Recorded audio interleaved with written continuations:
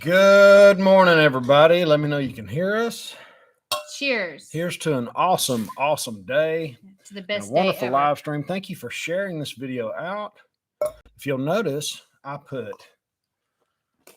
the new King of England and Lisa Vanderpump Hello from Western Kentucky. I'm sorry. Go ahead. in the title because that's the trend news, not the refineries that are on fire or oil going down by 12% in 3 days.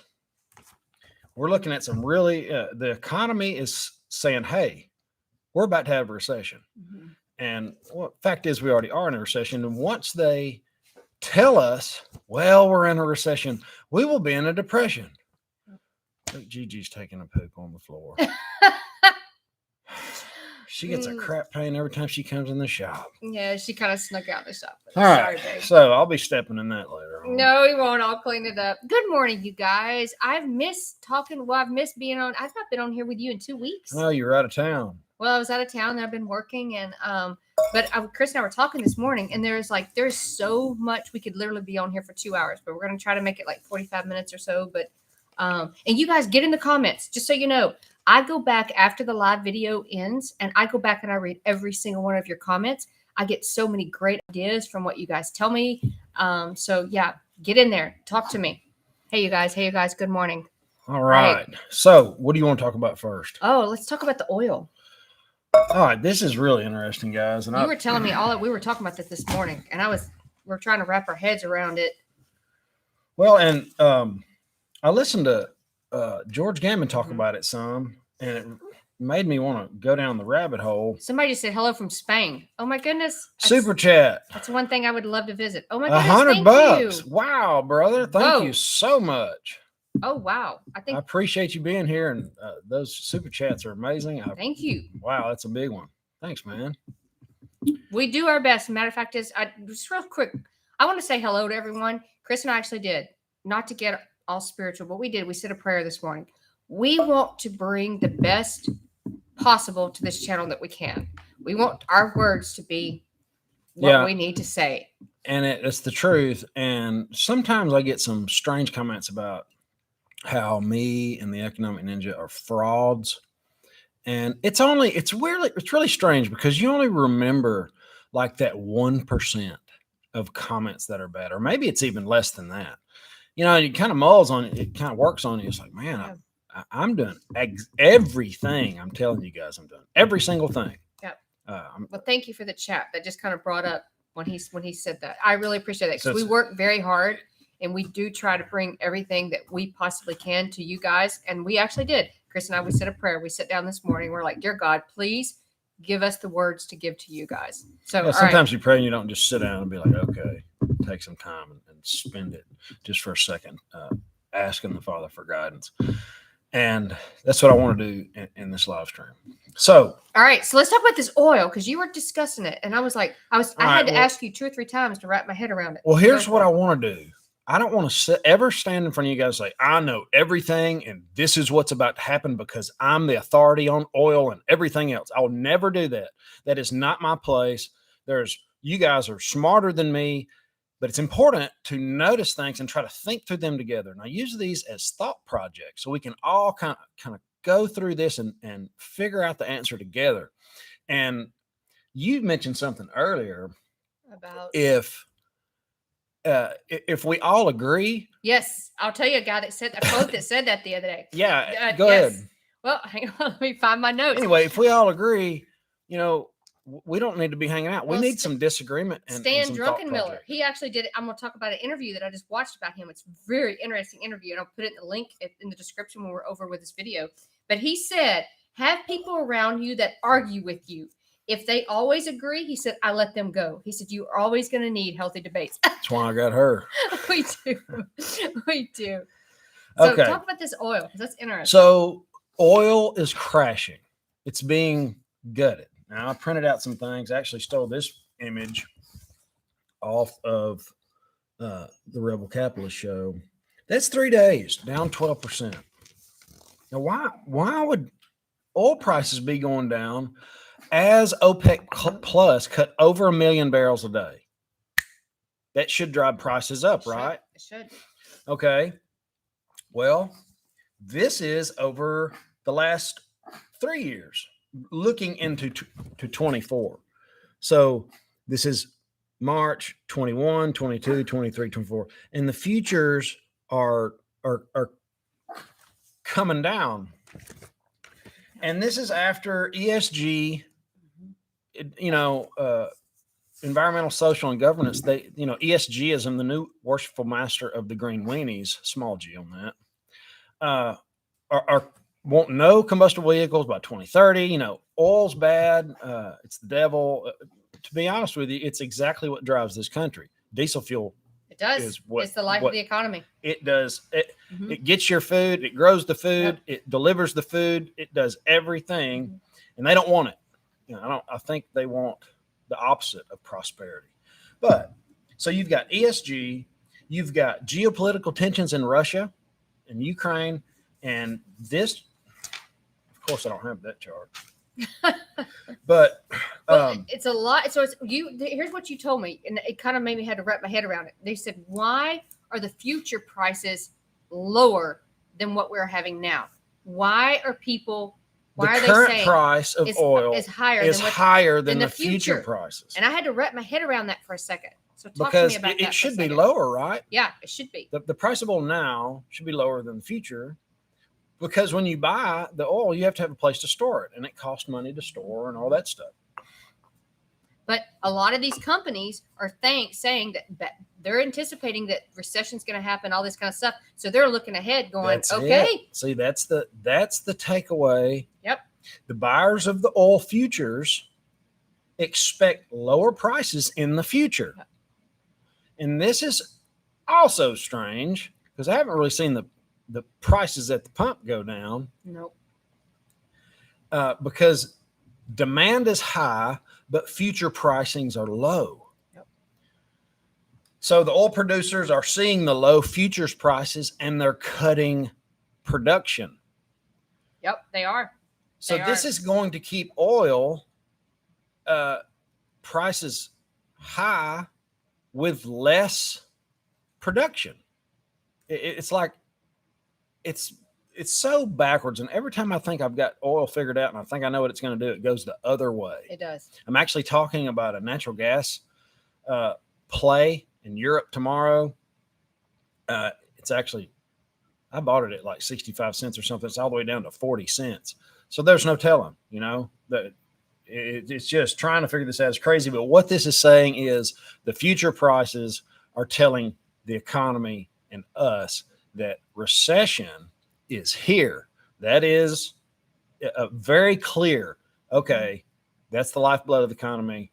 It's going down, and we're cutting production. And on top of all this, bonehead Biden and his commies are selling the family jewels at the pawn shop by dumping our reserves that should be for times of crisis. They're literally, dumping that on the economy. And they have no plans to refill it. No, they have not. So I'm looking at $200 a barrel of oil in the next year or two. Oil will be expensive at the Thunderdome, but there's no telling where it'll go before. So keep that in mind. And if any of you guys, I know you guys are smart, and a lot of you guys are chartsmen, and you watch and your thumbs on the pulse of that stuff. Give me a few stocks to look at. Give me a few plays at oil that look to be profitable, because I'm not that guy. I wish I had time to do all that and learn it and go through it. I've actually got Johnny Bravo's course. Haven't had time to go through it, a lot like other things. Very busy, but I know you guys are smart enough, and you can come up with a few plays at oil, because it's going to be really something in the future. Speaking of that, though, we talked about the Warren Buffett. He is still buying oil. Yeah, that was the next story.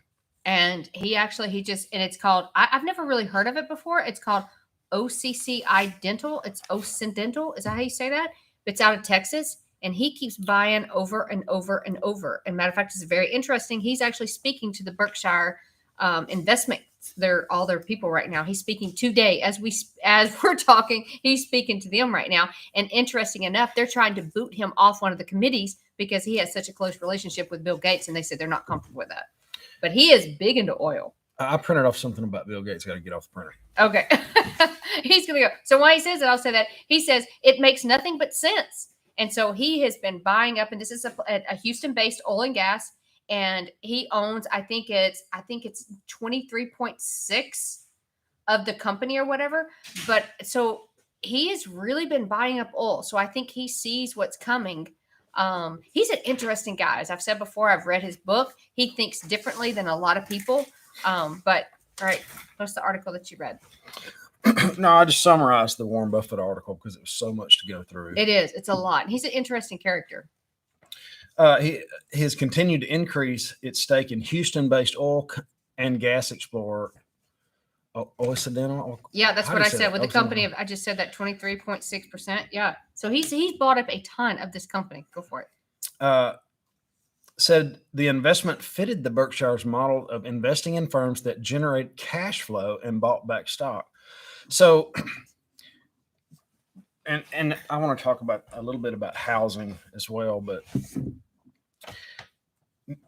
we can talk about NATO too. I've got a conglomeration. We're talking about NATO just real quick before I forget. NATO is actually going to set up a office in Japan. That's never happened in history. Sorry, side note. I kind of get like sometimes I tend to go in different directions or whatever, but that's never happened. NATO is actually going to open up. They're going to actually put a office in Japan. That's never happened.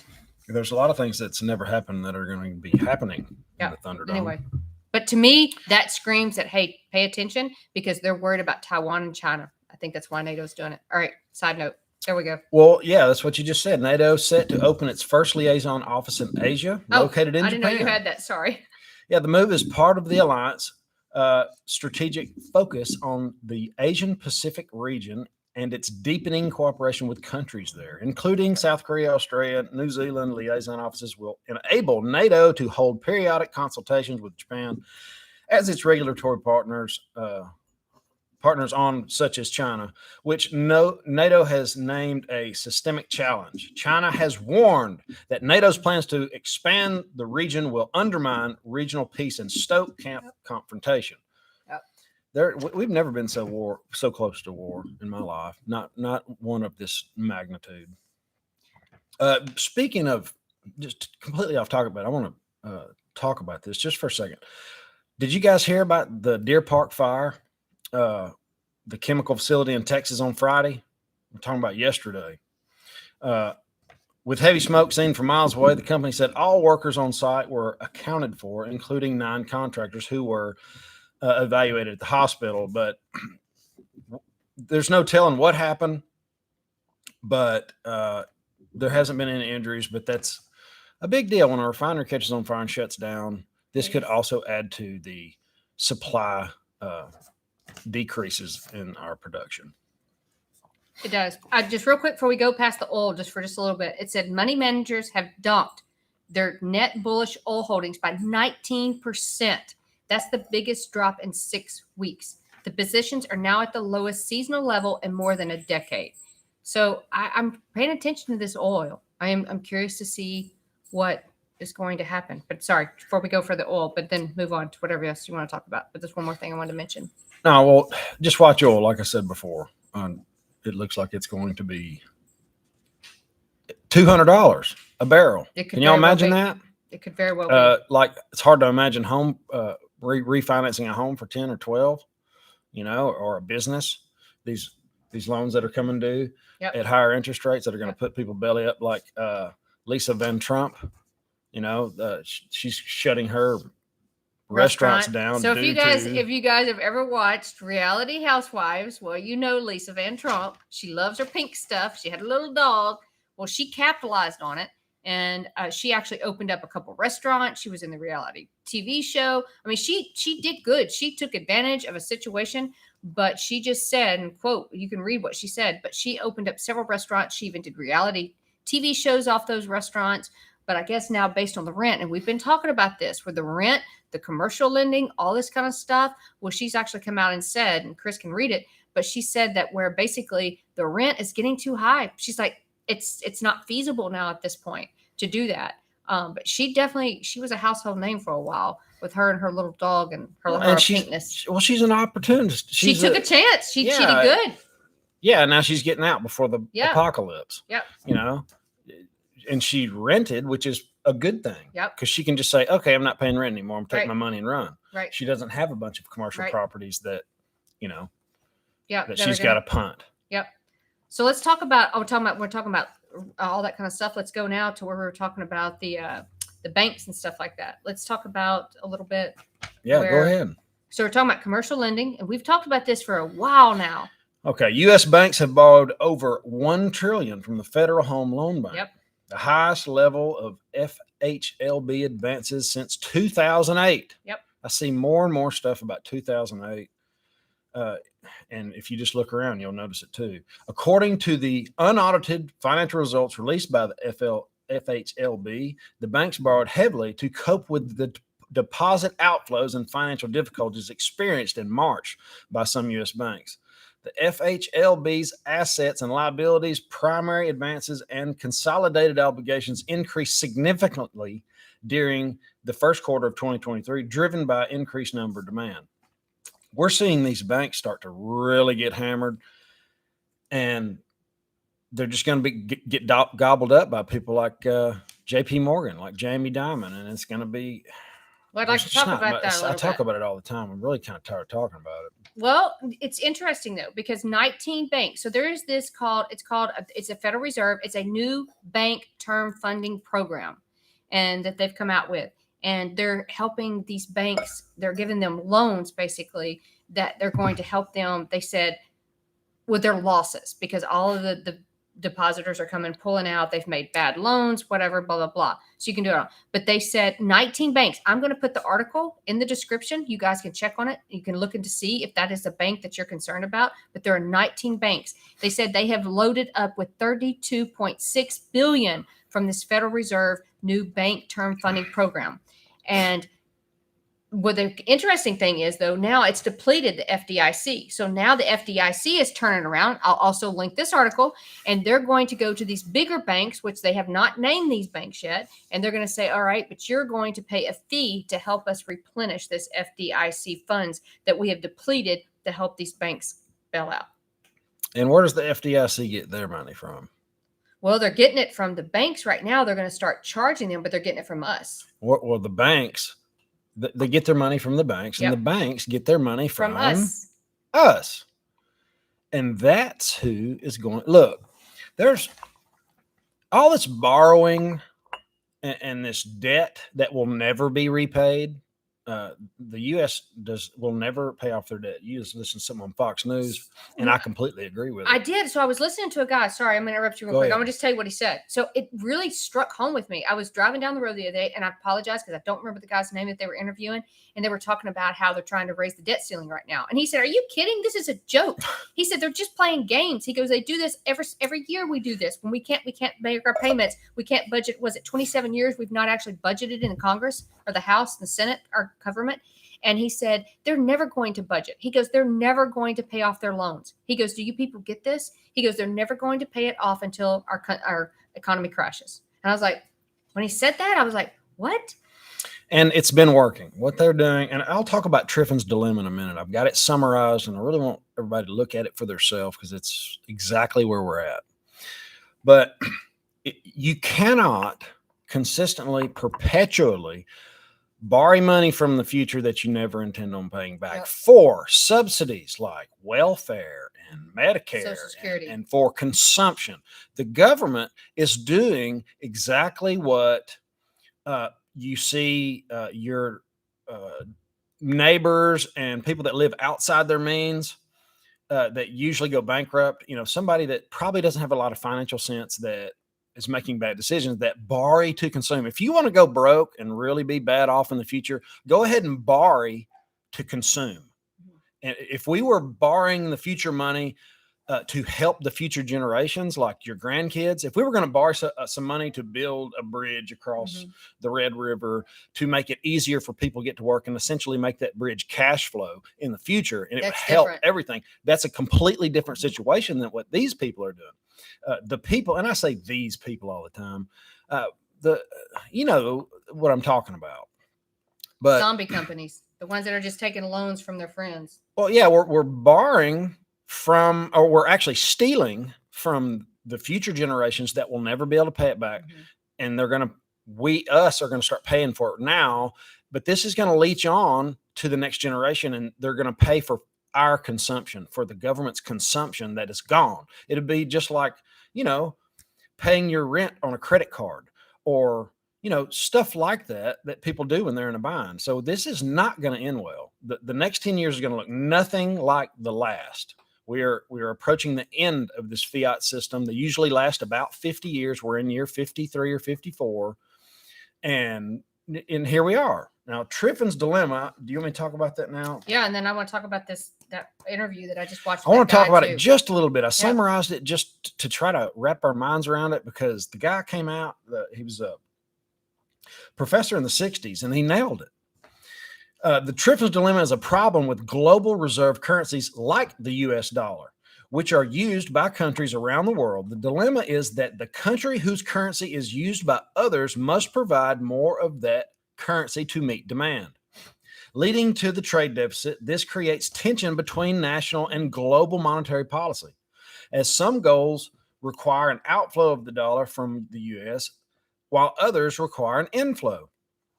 The dilemma was identified by economist Robert Triffin in the 60s, and is usually used to talk about the problems with the US dollar and the global reserve currency.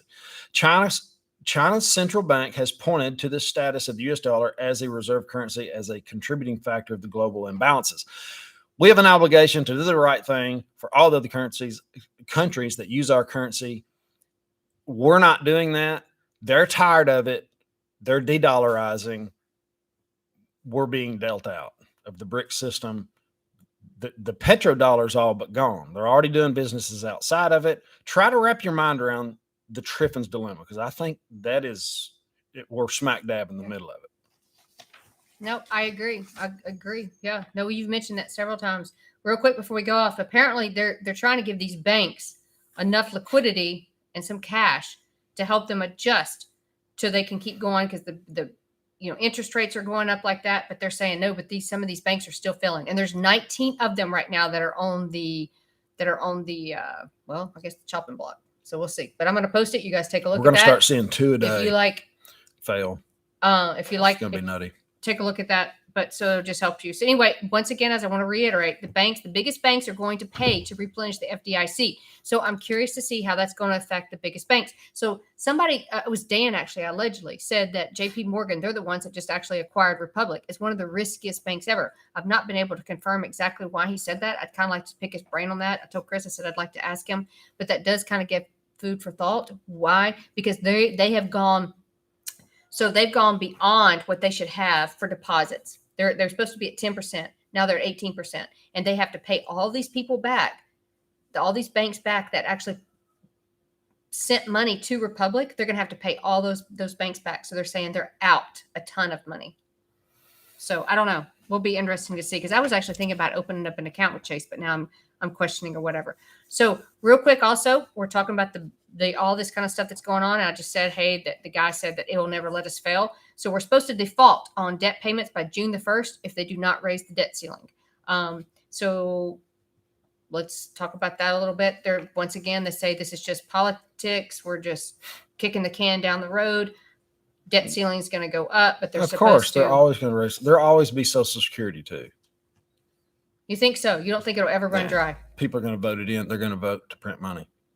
They're always going to vote. The people that are at voting age that are worried about Social Security are always going to vote for whatever to get their Social Security. Now, it might not buy anything. That's the problem. It might not buy, you look, there was a lady that sent me, or a man, I cannot remember, sent me a picture of a cabbage that was like $3, and they sent me pictures of the groceries, and somehow or another that email got lost.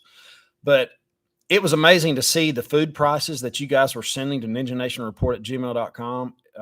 Send them. I might just stop what I'm doing and make a food video, because these food prices are getting ridiculous. I mean, every time I go to the store, it's worse. Every time. So I say it all the time. If you've been buying food, you've been beating the stock market. Congratulations. Yeah, and he's been doing a lot of the grocery shopping. Yeah, I do a lot of the grocery shopping. try to help out. She's on the phone nonstop in precious metals. And speaking of which, someone just asked in the comments, what would happen if the bricks added platinum to the bricks instead of just gold and silver? I don't know. I will tell you this: platinum has been hard to get a hold of. Like, it seems like I go to purchase it sometime for you guys, and it just seems to be either further out, or some of the stuff I can't even get a hold of. Gold and silver I still can. Somebody also just asked, I just got a text saying, hey, can you give my number and email? That's my number back there, 318-564-5823. You can also email me. Take a screenshot and just call her at your convenience. staylor@milesfranklin.com. But also, I want to talk to this guy real quick about, you got something else? And I want to talk about this guy, what he talked about. Talk about the guy. So I watched an interview. Talk about the guy. So it's a bank investment management that they were just doing just the other day. I mean, it was literally like yesterday, day before. They had this huge conference, and they videoed Stan Druckenmiller, which we all have heard of. He's Stan Druckenmiller. He is. He seems to be pretty humble, and he even admits, he says right now he doesn't have a lot of clients. He said, so I'm only investing in myself. But he stated, he said, and this is quote, because I actually wrote quotes down from his interview, and I'll try to link it again. But if you guys get a chance, it's like 17 minutes long. Watch it. He said, quote, I've never seen a situation like this, what we're in now, where we've actually had free money for 11 years from the government. They've just free money all the time. He said, hiking interest rates. He goes, he said, everybody keeps saying we're having a soft landing. He said, absolutely not. He said, we're about to have rough roads ahead, and we're going to have a very hard landing. He anticipates that it's going to be sometime later today. He said there's an asset. You want to show the chart? The everything bubble. This is a big deal, guys. There's no such thing as a soft landing when banks are failing on the daily. It's what he's saying. He said a hard landing. He said when Silicon Valley Bank happened, he said it unnerved him. He said, unlike anything he's ever seen before. He said because it basically wiped out the FDIC's balance sheet. That's why they're having to charge these banks now to get money back to the FDIC because they have no money. He said his feelings on equities are mixed. He's into gold and silver. He was interesting on this, I thought. He said, because they asked him point blank, they said, whenever you get ready to invest in something, do you analyze it or do you go with your gut feeling? And he said, quote, he said, analysis come with paralysis. He said, I go with a gut feeling, and then I go to my analyst, and I say, figure this out for me. Am I good or bad? He said, if I'm bad, I turn around and I sell immediately. He said, if I'm good, then I hold on to it. He said, I've never seen anything like this, quote. He said, but here's also an interesting thing. He said, quote, opportunities are going to be amazing in the next year or so if you're positioned correctly. And he's the one that also said, have people around you that argue with you. If they are always agreeing with you, let them go. He said, you need a healthy debate. It was a very interesting interview. I like healthy debates. Yeah. I like banter. I like all that stuff. So put it in the comments. But always don't be ugly about it. I like to disagree and move on and, agree to disagree in the end. We have to. But I really do enjoy seeing your guys' opinion.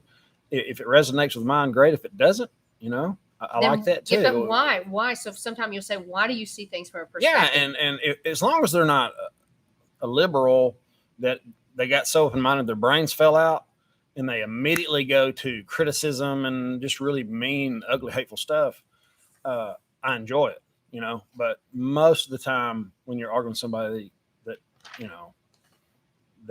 that believes that way, they just don't. It's not a very good argument. And I usually just get off the channel. But I do like the banter and the talk. Someone 6'2". No, 6'2". I like your comment sometime. Yeah, 6'2" is awesome. I like to argue. He says truth is the winner. Heard somebody say they liked the shorts earlier. Yes, he said you need to do more of them. I'll do more shorts. Words cannot describe what's about to happen. I know we are literally ripping through a stump field in a bass boat. I mean, it is just, there is no telling. There's so many black swans flying around. So can I talk a little bit about what I went to go pick up on Bill Gates? Oh yeah, come on. We got all kind of stuff. So let's keep going. You got Warren Buffett, and he's kind of siding with Bill Gates on all these things. Well, he's been in cahoots with him on so many things. Sure, two of the richest people on the planet are buddies. Yep.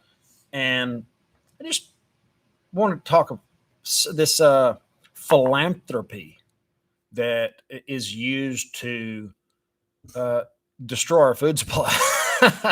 You know, and control, and it looks like everything's backwards. You know, hey, I'm doing this for your, for your good, and really you're not at all. But the global food system is facing multiple crises, including food insecurity and climate change. This isn't my words, but this is kind of how Bill Gates is sliding in there. A range of factors are promoting innovation as a solution to transform our food systems. He's doing food modification. You know, they've found a way to grind up crickets and worms and all these things that, you know, as humans, we don't run around looking for crickets and worms to eat. You know, we grow good vegetables and eat those, and we grow cows and chickens, and we eat those because they eat the vegetables, and we're higher up on the food chain. But what these people want to do is to lessen you down, way down here, and eat things that varmints eat, and rats, and even lower than that. So Bill Gates has leveraged his vast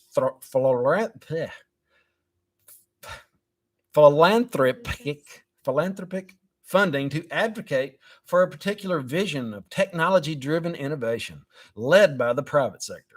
Gates' ideology of innovation is analyzed, including its these are big words, continuities with an earlier ideology developing in. I'm gonna have to read this and make the word smaller. Anyway, Gates' ideologies serve to reproduce racialized regimes of ownership and relations of dependence in the information economy. Wow. How did that even get printed out like that? Anyway, Bill Gates has other things in mind for us. Okay. That's the thing. And he's part of the WEF, World Economic Forum. Yep. Yeah. Can't really say that too much on YouTube. A lot of people do, but sometimes I can't get away with it. He's the biggest farmland owner. Yep, he is in the United States. Yes, especially in Louisiana, which huge. Is where I live, and I don't like it. No.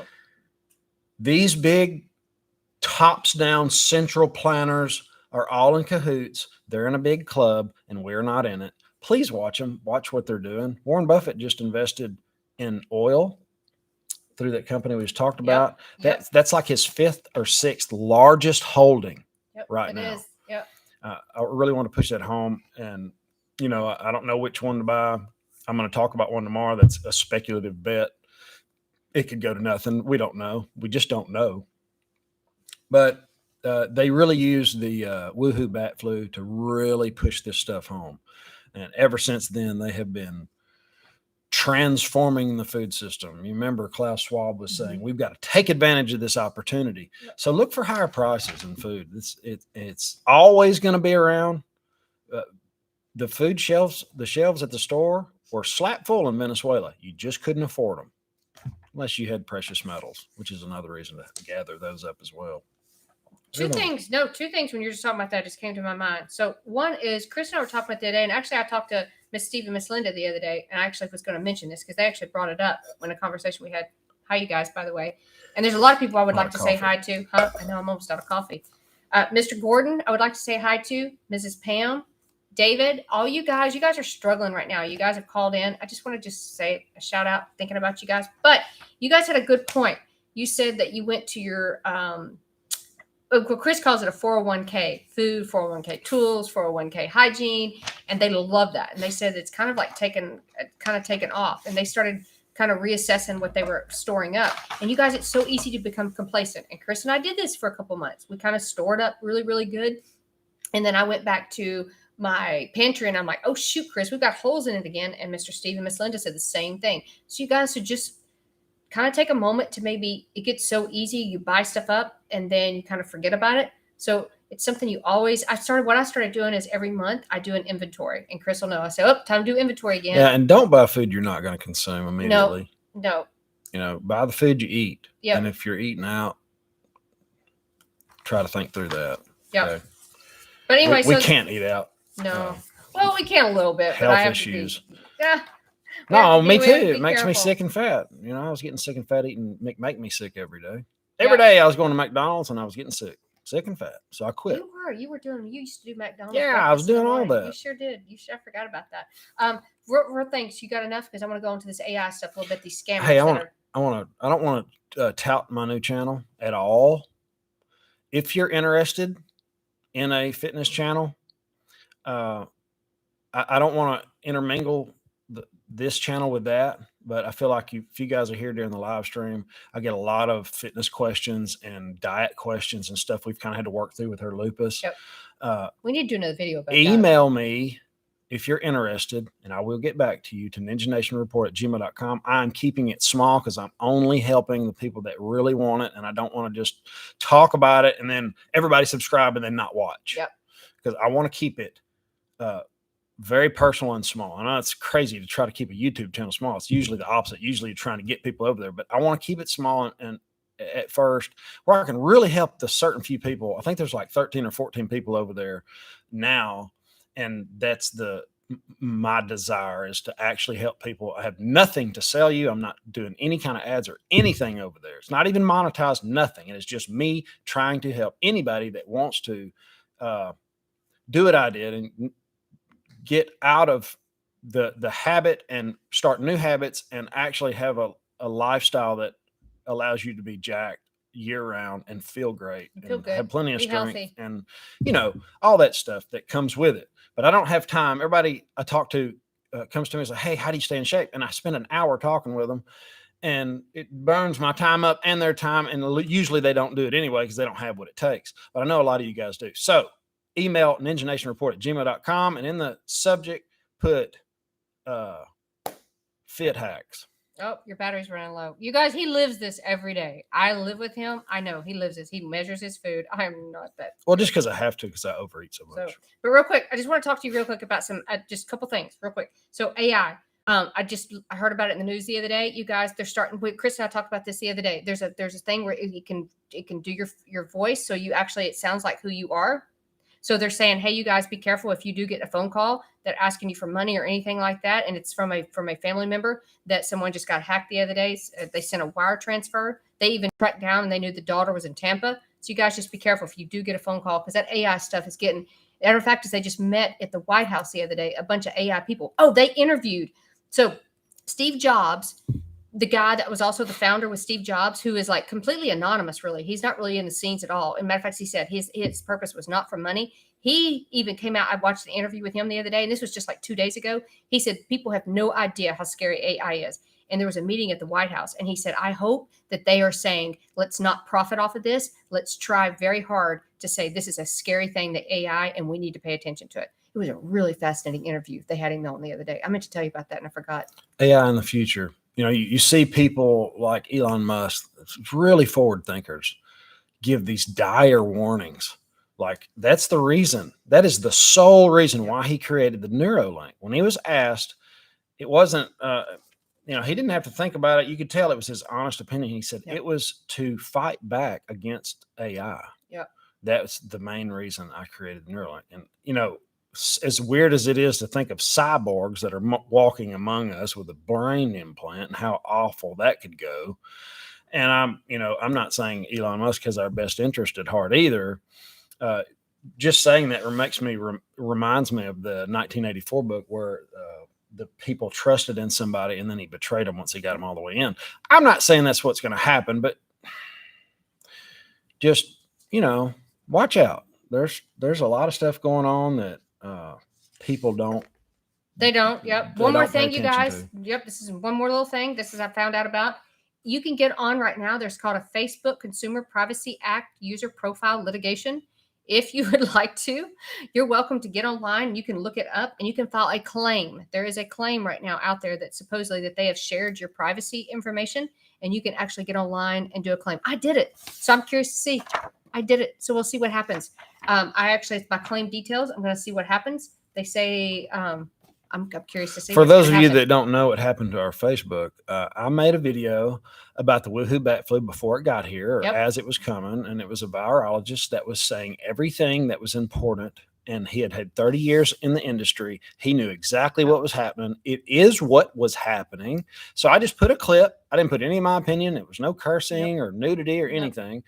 Put a clip in a video because I thought it would help everybody. And in 8 minutes, they took the video down. After we had shared it to Facebook, Facebook took our personal business account down that we did. Two pages. It was a real estate and our rental properties. Took my personal real estate. We page. could not access it. We could not move rental properties. That's how we were doing it. I made claim after claim after claim trying to get it back, and they that's why for you guys that are reaching me on Facebook and other places, that's why I'm not there, because that is. And WhatsApp, forget about WhatsApp. That is a filter through Facebook. WhatsApp and TikTok, get off of them. Do something else. Yep. Signal seems to be the place to go. It's encrypted for now. We don't know. They can turn these phones on whenever they want. But that I have a hard time with them. So hopefully we can sue them, because that's just so you know, it's a crap. free, it's a site you can go to. Like I said, just Google it, and I did it. So I'm curious to see. I did it. So we'll see what happens. I actually did it. One more thing. 6'2" said 8 minutes. Whoa, that's how I knew 100% what was coming down from the woohoo bat flu was 100% not what they were telling us. It was so obvious. It was super fast, and everything got messed up after that. My personal Facebook. So that's how we did. I got a strike on my account. Yep. That's how we did our business with our real estate properties. That's how I did my business with my real estate. It knocked all those pages, and I went to Facebook and I what do they call it? You say, hey, can you please reverse this? Can you please reverse this? Denied. I did it, I think 5 times, and I finally just gave up. I was like, all right. But anyway, so I'll let you guys know what happens. All right, guys, we got a shielded prepper in the comment section. Guys, if you haven't checked out the shielded prepper, he is making some good content. He's a good guy. He's a godly man.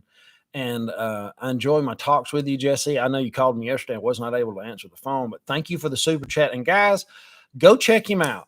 He is called the Shielded Prepper, and he is one of the good guys. That's they're hard to find, but when you find one, because you resonate. It's just like silver. When you hear it, there's nothing like it. And when two men that are like-minded meet, they can be friends forever. Just in an instant, you'll know it. So go check him out. I got to get in these comments because, man, I see some really good ones. You guys, I'm going to get in there as soon as the video's over, and I'm going to get in there. So talking about silver real quick, I got a funny story for you. And I was just telling Jen, M&J, who, by the way, love you. You're so awesome. You keep us on track. But so King Charles, it's all trending right now. He just got to the new king. He's just got coronation or whatever. But I was joking the other day. I said, when you guys would call in an order talking about silver, you would ask me prices. And I'm like, well, I've got the Britannia, which is King Charles. And everybody's like, absolutely not. Do not want him. So I jokingly said to my company, I said, look, nobody is wanting to buy the King Charles. I said, are you guys going to put these on special? They just reduced the price to the same as the Buffaloes. Nobody wants the King Charles. As a matter of fact, there's so many women that have called me. They're like, absolutely not. I would not buy that for anything in the world. So I don't know. Maybe they'll go real cheap. I'll buy them.